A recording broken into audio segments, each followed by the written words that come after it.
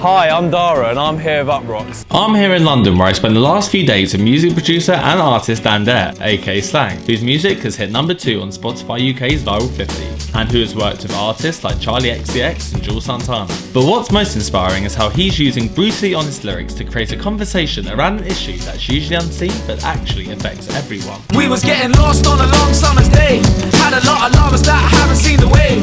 We was getting way beyond the California haze. My thing with depression and anxiety, I didn't know what it was. It was in me, you know. I was just like, oh, what is this that I'm feeling? Why do I feel like this? When Dan first came, he was quite suicidal, extremely depressed, unable to focus or concentrate on anything else apart from negative spiraling thoughts. Me and P were like best friends since we've grown up. Growing up, you don't even know that you're going through mental health issues and such. You know, you just try and get on with it. There becomes a time when you realise it just hits you and you feel like, yeah, maybe I do need help. Maybe I do need some therapy. And nobody's there to really give it to you. I grew up in a place called Southall, a suburb of West London. The area was quite rife with drugs. I was really angry for not knowing why I felt in a certain way. And as kids, it was totally normal to us. We were just like playing around in the blocks.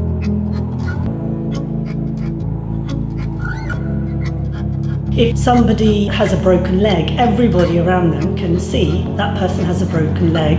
I'm going to go and help them. But with mental health, you can't see it. It kind of can stay in the person's head, even they don't know that they have an issue. Music was my way of communicating my issues, just almost like therapy, you know. It's like I'd lay it down on the page. And you can see it in my smile, it's been a while, at the bottom of the pile, I'm coping really well. I'm trying.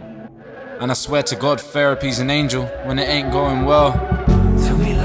The reason I got round to being so personal in my music is because I become so open in talking about my depression and anxiety and what I was going through, you know. Like, I don't come from a musical family. My mum was a cleaner and my dad was a gangster. There's something, I suppose, as well in the way men are brought up in society, which is quite intensely lonely. Yeah. And it's feeling like disconnected from people who love you. The suicide rate for men is so much higher than women. What is the best way to end mental health stigma? Conversation, talk to somebody. That's what Dan's music is doing. It's allowing the person to talk to somebody else through music.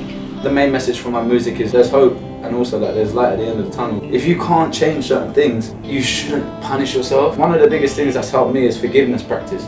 Trying to forgive people for what they've done in your own mind, because you're the person suffering for it. Despite a load of madness that's going on in your life, like, you should just be honest about the whole thing. Even if you can't talk to anyone, write it down, be more open, and it's totally okay to not be okay. For more information on Slang, follow him on Facebook, and if you need help, please go to samsa.gov.